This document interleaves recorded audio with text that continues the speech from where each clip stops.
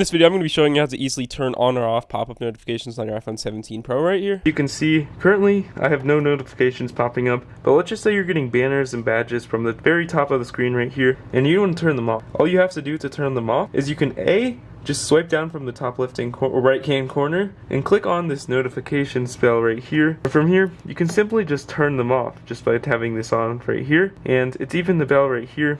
And as you can see, it turns them off. You can even do focus, click on do not disturb option. Now, that will basically turn them off, but if you want to turn them off literally completely, all you need to do, you go to settings, scroll to the bottom, and click on the apps option, or you can click on notifications if you want to do every single thing and not just an individual app. As you can see, you can choose on which notifications are silenced. I'm going to click on this one. You can turn them on and off depending on the apps if you just click on any of these, or if you want to do them overall, you can actually choose the display for them, or you can choose when the iPhone previews the notifications. In this case, I'm just going to turn them all off. How I do this is I just want to click on the announce notifications option and turn this off like so. And this will basically just turn off the notifications feature on your phone.